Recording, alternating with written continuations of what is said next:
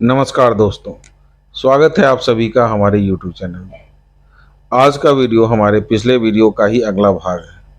पिछले वीडियो में हमने जाना था कि बर्बरीक अपने पूर्व जन्म में कौन थे और क्यों उन्हें अगले जन्म में दैत्य के कुल में जन्म लेना था। तो आज की वीडियो में हम जानते हैं बर्बरीक के जन्म की कथा। भगवान ब्रह्मा से शापित यक्षराज ने भीम के पोते के रूप में जन्म लिया। भीम के पुत्र घटोत्कच और नाग कन्या अहिलावती मौरबी का विवाह हुआ था। कुछ समय पश्चात उन्होंने एक बहुत ही तेजस्वी पुत्र को जन्म दिया। पुत्र के सर पर घने और सुनहरे बाल होने की वजह से उसका नाम बर्बरीक पड़ा। बर्बरीक बचपन से ही बहुत तेजस्वी, होनहार और निडर था। बर्बरीक को जो भी शिक्षा मिली वह उसकी माता और श्री कृष्ण से ही मिली। उसके गुरुओं के सिद्धांत के अनुसार बर्बरीक को हमेशा निर्बल और असहाय की मदद करनी चाहिए थी। बर्बरीक अपने युद्ध कौशल के अलावा एक बहुत बड़ा योगी और शिव भक्त था। बहुत ही कम उम्र में बर्बरीक ने शिव जी की कठोर तपस्या करके उनको प्रसन्न कर दिया और शिव जी से ने प्रसन्न होकर उसे वरदान में 3 दिव्य बाण दिए थे। इन बाणों की मदद से वह किसी भी युद्ध को क्षणों में समाप्त कर सकता था। जब बर्बरीक को पता चला कि महाभारत का युद्ध अब टल नहीं सकता और पांडवों और कौरवों में युद्ध होकर ही रहेगा, तब वह अपनी माता से आज्ञा लेकर युद्ध भूमि की ओर चल पड़ा और कहा कि मैं खुद देखूंगा और निरीक्षण करूंगा और युद्ध में उसी का साथ दूंगा जो युद्ध में कमजोर पड़ रहा होगा। शिव श्री कृष्ण ने मांगा बर्बरीक का शीश। दूसरी तरफ महाभारत का युद्ध होने से पहले श्री कृष्ण सभी योद्धाओं से मिलने जाते हैं और पूछते हैं कि अगर तुम्हें अकेले युद्ध समाप्त करना पड़े तो कितना समय लगेगा। अर्जुन ने कहा कि वह 28 दिन में युद्ध को समाप्त कर देगा। द्रोणाचार्य बोले कि वह 25 दिन में युद्ध समाप्त कर सकते हैं। कर्ण ने कहा कि वह 24 दिनों में युद्ध को समाप्त कर सकता है। भीष्म ने बोला कि वह 20 दिनों में युद्ध को समाप्त कर देंगे।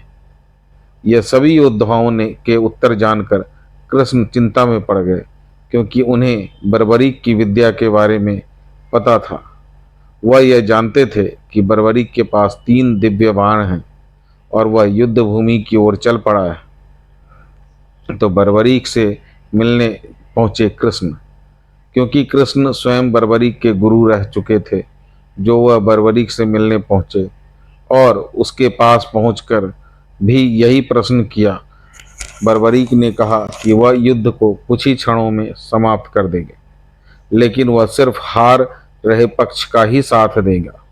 कृष्ण ने अचरज में आते हुए कहा कि तुम्हारे पास तो सिर्फ 3 बाण हैं, कोई सेना नहीं है। तुम मृत्युलोक के सबसे बड़े युद्ध को सिर्फ 3 बाणों में कैसे खत्म कर सकते हो। बर्बरीक ने कहा, हे पूज्य दादा कृष्ण, शत्रु को मारने के लिए सिर्फ एक ही बाण काफी है। पहले पहले तीर से वह उन लोगों को चिन्हित करेगा जिन्हें उसे बचाना है।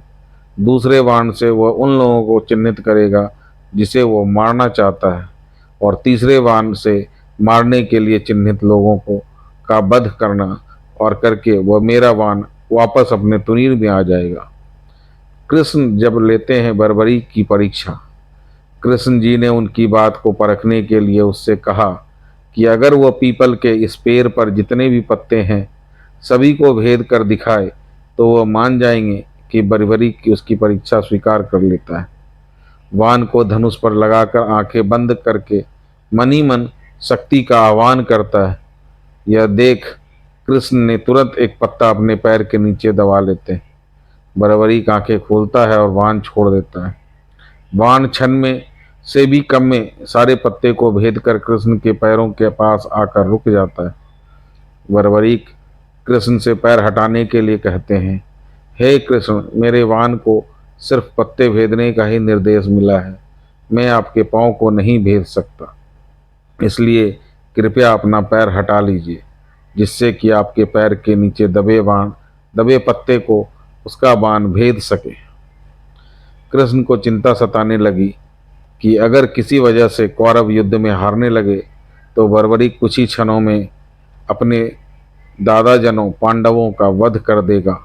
लेकिन वैकुंठ में यक्षराज बर्बरीक को मृत्युलोक में दैत्य के रूप में जन्म लेने के बाद भी कुछ अच्छा करने का आश्वासन मिला था, लेकिन अगर बर्बरीक ने पांडवों का वध किया तो विष्णु जी द्वारा यक्षराज को आश्वासन बेकार जाएगा। कृष्ण ब्राह्मण के वेश में बर्बरीक से उसका शीश मांगते हैं।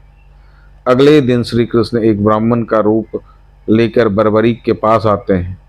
ब्राह्मण बर्बरीक के पास आकर भिक्षान देही कहकर कुछ भिक्षा देने के लिए कहते हैं। बर्बरीक तुरंत अपने स्थान से उठकर ब्राह्मण देवता को प्रणाम करता है और कुछ भी मांगने के लिए कहता है। ब्राह्मण देवता तुरंत बर्बरीक से उसका शीश मांग लेते हैं।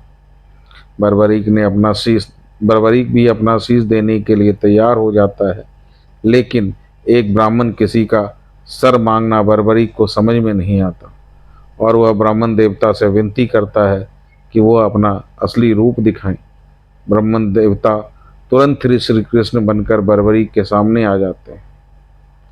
कृष्ण को पहचान कर बर्बरीक की आंखों से आंसू बहने लगते। वह कृष्ण से विनती कर बोलता है कि मैं अपनी माँ से बोल कर आया हूँ कि मैं युद्ध भूमि में जा रहा हूँ, लेकिन आपको अपना शीश देने का वचन भी दे चुका हूँ। ऐसा में मेरा युद्ध देखने की अभिलाषा अधूरी रह जाएगी। कृष्ण ने बर्बरीक को आश्वासन देते हुए कहा कि वह जरूर युद्ध देख पाएगा। वह उसकी वीरता की कथा पूरे विश्व में जानी जाएगी। कलयुग में मनुष्य तुम्हारी पूजा करेंगे और तुम्हारे सिद्धांतों पर चलेंगे। जब महाभारत की गाथा पढ़ी और सुनाई जाएगी तुम्हारा नाम जरूर आएगा। श्रेष्ठ सूरवीरों और धनुर्धरों में तुम्हारी गणना होगी। और इस तरह एक बार फिर कृष्ण जी ने अपने परम मित्र और भाई अर्जुन के जीवन की रक्षा करी। जय श्री कृष्ण। वीडियो की जानकारी पसंद आए तो वीडियो को लाइक एवं चैनल को सब्सक्राइब अवश्य करें। आपका दिन शुभ हो।